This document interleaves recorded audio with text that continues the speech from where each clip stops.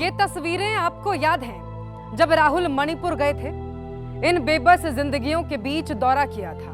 ये विजुअल्स उसी मणिपुर के हैं जब देश के एक डिस्क्वालिफाइड एमपी मणिपुर में हिंसा पीड़ितों से मिलने पहुंचे थे, शांति की अपील की थी।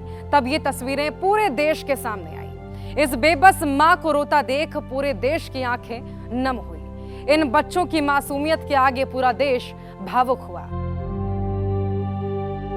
सबके भीतर अभिलाषा थी कि मणिपुर में हिंसा रुक जाए, सरकार इस पर पहल करे, लेकिन आखिर सुनता कौन? गृह मंत्री बिहार में रैली कर रहे थे, प्रधानमंत्री अमेरिकी दौरे पर थे।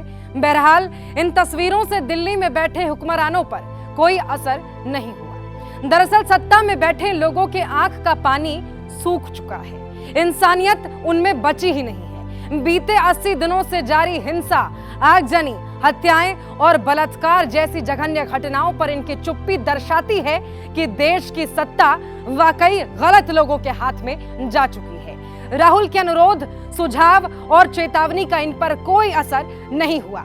जननेता राहुल गांधी की तस्वीरें गवाह हैं। नरेंद्र मोदी की सरकार ने बीते 80 दिनों में हिंसा रोकने के लिए कोई बड़े कदम नहीं उठाए हैं। इनकी सरकार आज भी चैन की नींद सो रही है। एक तरफ एक नेता 48 घंटे हिंसाग्रस्त क्षेत्र में बिताता है, उधर दूसरी तरफ देश के प्रधानमंत्री 80 दिनों के बाद महज 36 सेकंड भी ठीक से नहीं बोल पाते। सवाल तो प्रधानमंत्री से ही है।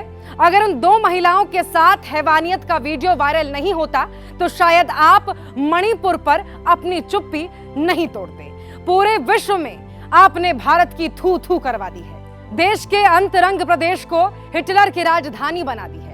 आज देश समझ चुका है असली नेता होने का अर्थ क्या होता है। उद्योगपति मित्रों के अथाह पैसों पर मीडिया में प्रोपोगेंडा जनरेट कर नेता बनने वाले पंत प्रधान और जन नेता के बीच का अंतर राहुल गांधी ने स्पष्ट कर दिया है। अगर देश की सरकार ने राहुल की बात मान ली होती तो आज मणिपुर की सूरत कुछ और होती। एक नेता जो जमीन से जुड़ा है, जो लोगों के बीच रहता है, जनता के बीच जाता है, पीड़ितों से मिलता है, उनके आंसू पोंछता है, गले लगाता है, इसके लिए बहुत बड़ा दिल चाहिए, इंसानियत चाहिए। लेकिन अफसोस की बात यह है कि देश के प्रधानमंत्री में नैतिकता की भारी कमी है। मैं फिर कह रही हूं, राहुल गांधी होना आसान नहीं है।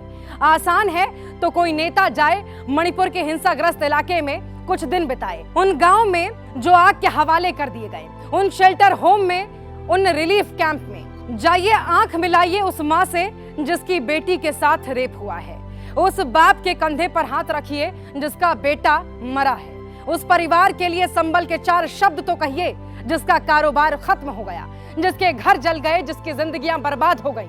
ऐसा करने के लिए हिम्मत चाहिए। अफसोस आप में हिम्मत नहीं है। आपकी सारी ताकत तो चुनावी रैलियों में दिखती है। आपका एकमात्र काम है राहुल गांधी और कांग्रेस पर टिप्पणी करते रहना। आपका 56 इंच का सीना 36 सेकंड में सिकुड़ जाता है। इसीलिए आपकी प्रासंगिकता समाप्त हो रही है। आपके झूठे वायदों की कलई खुल चुकी है। मोदी जी याद रखिएगा, काठ की हांडी बार बार नहीं चढ़ती। देश आपके जुमलों से कई मील अब आगे निकल चुका है। ये देश, यहाँ के लोग आपके खिलाफ क्रांति का आह्वान कर रहे हैं। आपकी सरकार ने एक खुशहाल प्रदेश को आग के हवाले कर दिया है। आपके राज्य में महिलाएं असुरक्षित हो गई हैं। मैं आपको निकम्मा कह रही हूं। बस इतना कहना है, ये देश आपको कभी माफ नहीं करेगा।